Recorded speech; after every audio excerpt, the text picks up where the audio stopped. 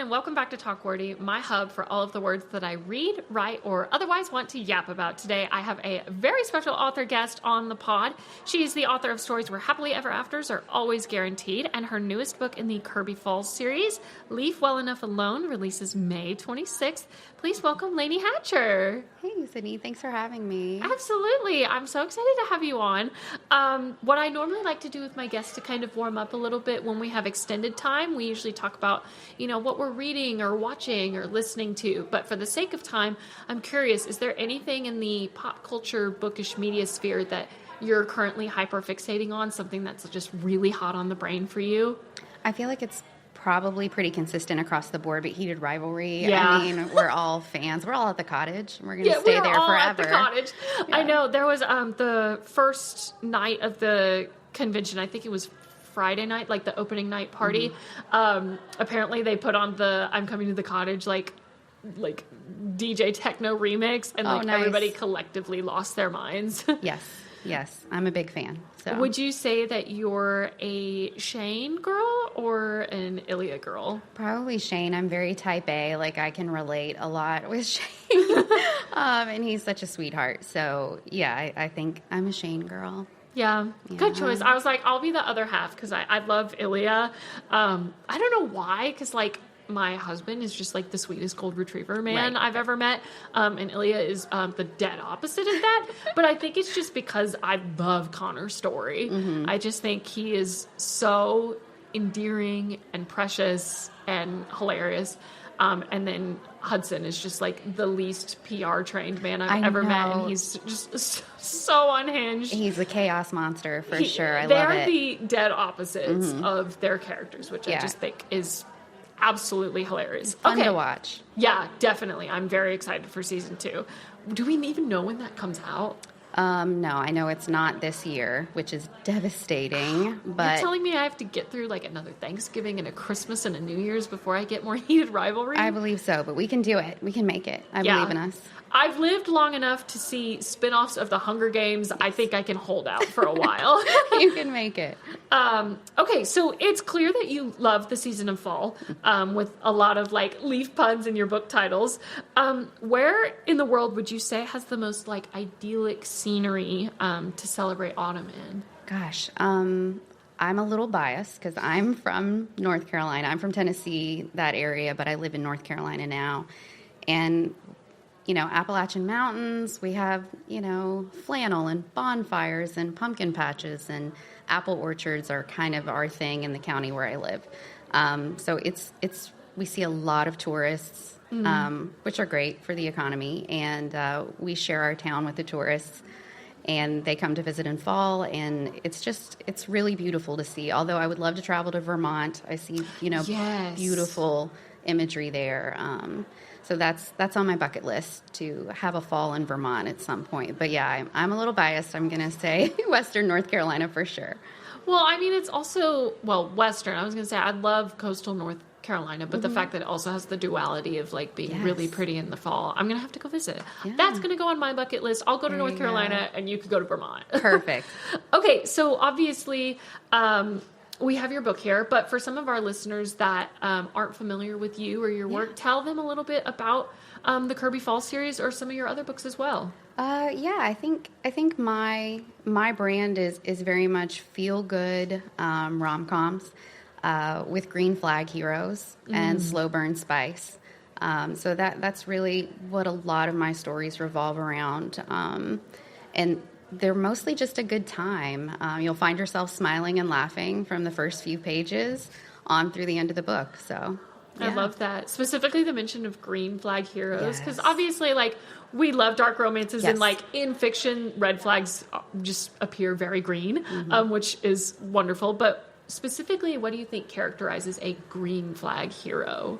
Just a good guy, just really good. A lot of times I feature mailman characters where acts of service are how they show love. And that's really prevalent in green flag heroes, I would say. They, maybe they're grumpy, maybe it's a grumpy farmer, but he's going to take care of you and make sure you're comfortable. And that can go a long way.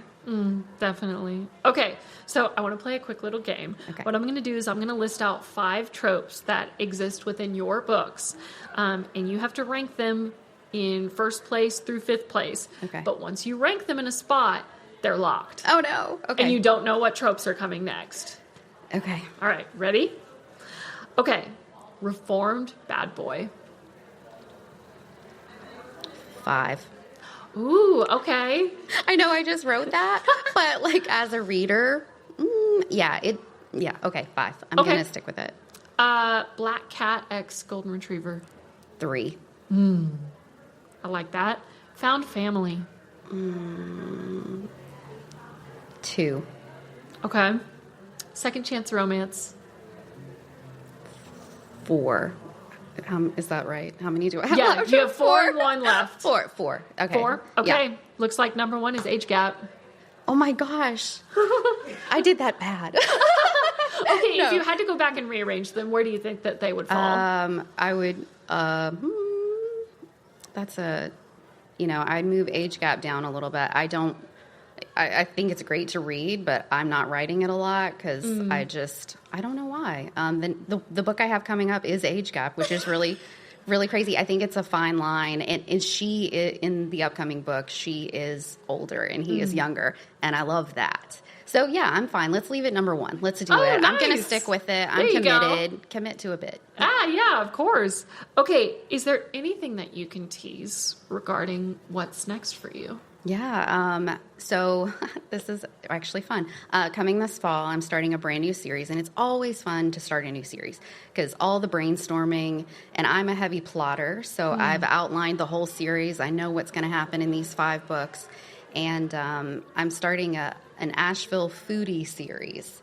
So think of content creators who are, bloggers creating these videos surrounding food. They're, creating recipes and all of that good stuff. There's also some chefs in there. The guy who makes the chocolate creations with like the chocolate molds and they look lifelike. There's a guy like that in there. So so there's a lot of fun stuff that goes around my love of cooking and baking. So I was excited to do a series like that. It's very small town vibes. But yes, that's going to be the connection between all of them is food. So yeah. I was going to say, if you were going out to dinner with a new friend, just with you being a big foodie, where are your top 3 places that you would recommend going with them, and what would you want to order?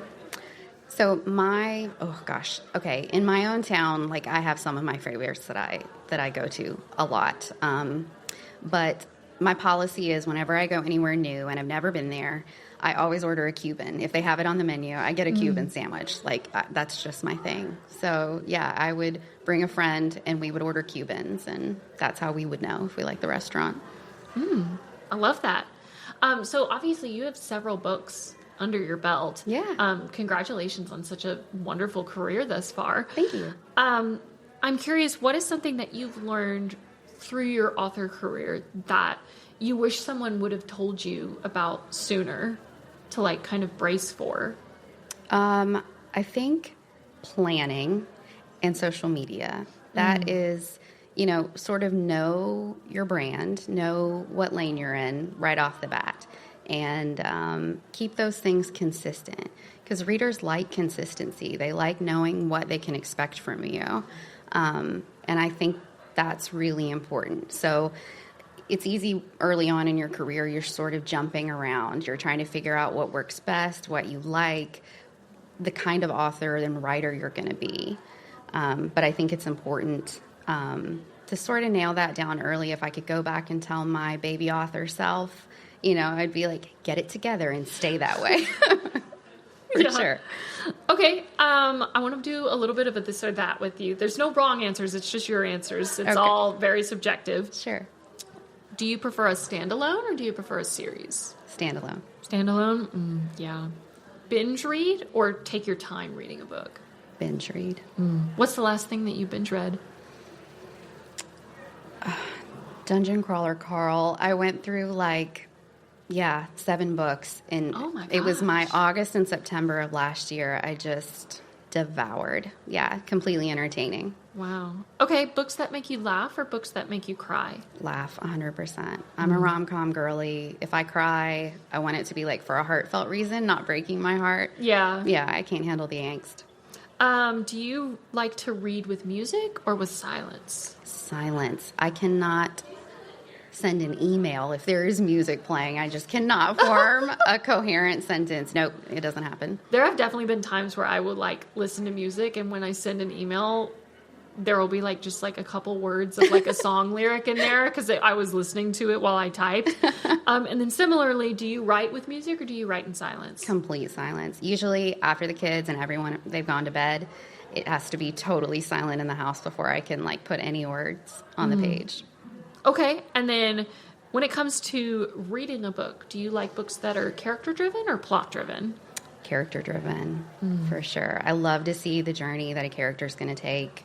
And how they change from the beginning of a book till the end. Yeah, absolutely. Okay, if you had to wipe your memory and read one book for the first time over again, what book would it be? I'm a huge B.K. Borison fan. Oh my gosh. Love Light Farms, the series just, I don't know, it hits so good for me and it's so romantic. Like I tell people, like there's high fantasy. That book is high romance. It's just so swoony, and I would reread that series again. That's perfect. Yeah, I was like, I had seen Love Light Farms at every single Target I would go to here and there, but then I didn't really lock in with her books until I read Good Spirits for book club. Okay. It was so adorable. Absolutely loved it. And then I think our book club actually just picked First Time Caller. So good. For this month. So I'm really, really excited to read it. In for a treat. It's very, very good. Yeah. Okay. Did you always know that you wanted to be a writer, or was it something that kind of developed later on for you? Yeah, that developed later on. I wasn't even really a big reader as a kid. And that sort of came later when I found romance I found Twilight first. Yes. That's the gateway drug for a lot of people in college. And then I moved on to romance and just realized, like Catherine Center said in her keynote, that reading could be fun. You could enjoy having these moments. Once I found romance, I was sort of on that path as a reader. And it definitely came later for me writing. But once I found it, it definitely took hold. Absolutely. Okay, so when it comes to your books, I'm sort of doing a reverse of what some people do when they give out comps for their books. What media out there, whether it's TV, movies, other books, if consumers like those things, like if they like those TV shows or movies or other books, you think that they would be like your target audience for your books? What kind of shows and movies out there or books do you think resonate and tie back to your books? I think if you were a Gilmore Girls fan back in the day, like my voice and my characters and my humor will probably hit for you. For sure. Yeah, I was going to say, when I was like doing my research for the interview today, I was like, I'm getting such Stars Hollow vibes with this. Okay, so at the time that we're recording this, we're at Lovelit, and it's February, but there's a really good chance that when the episode comes out, we're pretty down the line into the future. So for all of our listeners that are watching this from the future, where can they find you? Where can they find your books? And are you going to any other upcoming events? I will probably have a local book fair in the Charlotte area in the fall, because that's really close to where I live. So Charlotte is a great option there. And I'm most active on Instagram, and that's where I hang out the most and talk about what I'm reading and writing, and a little bit on Facebook. But Instagram is the place to be, in my newsletter as well. Awesome. Yeah. Okay. Well, there you have it. Thank you so much for tuning in to Talk Wordy. My special thanks again to Laney Hatcher for coming on the show. Yeah, thank you. Absolutely. Don't forget to follow the podcast on Instagram at Talk Wordy Pod, and I will see you in the next one. Bye, you guys.